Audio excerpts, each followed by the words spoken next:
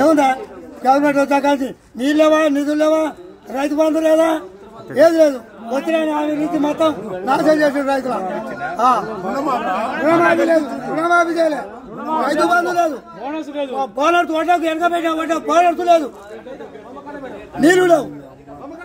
8 సంవత్సరాలు చక్కగా నీళ్ళు వచ్చాయి రైతు బంధు వచ్చింది అన్ని వచ్చినాయి 8 సంవత్సరాలు ఈ సంవత్సరం ఏమంటే కాంగ్రెస్ గవర్నమెంట్ వచ్చిందో మొత్తం నాశనం రైతులు ఊరు పోయినా ఎంట పడతారు ఎమ్మెల్యే అంట ఇప్పుడు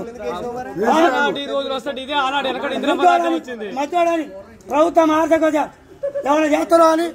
ప్రభుత్వం మారితే ఏదైనా నిధులు పెట్టింది కదా అన్ని వాదానాలు ఇచ్చాడు సరే అమలు చేస్తారని రైతులు కూలీలు ఎవరైనా నమ్మి ఓట్లేసారు మళ్ళీ ఓటు మళ్ళా చెప్పు తీసుకొని వాడే కొట్టుకోవాలి ఓటు వేసుకున్నాడు వినవా అంతా తప్ప ఏం లేదు ఇక రైతు ఏం చేయాలి గోడుగోడు ఏడ్చే పరిస్థితి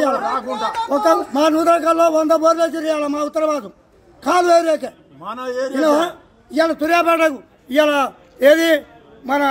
మోత మండలం కొడగళ్ళ జిల్లాకి ఎన్ని కిలోమీటర్లు ఉంది నూతనకల్లకు కొడగళ్ళకి ఎన్ని కిలోమీటర్లు 50 కిలోమీటర్లు రాలే 70-80 కిలోమీటర్లు నీళ్ళు పోతున్నాయి మాకు ఎందుకు రాట్లే నీళ్ళు అంటే మా ఆఫీసర్లు కొంత ఐక్యత లేదు ఆఫీసర్లు చూసుకొని పోతున్నారు ఎంతమంది ఎప్పుడు రైతు చెప్పినా కూడా ఇస్తాం నీళ్ళు ఇస్తాం అవి ఇస్తాం ఇప్పుడు గొట్టపరిస్థితం. Please subscribe .news.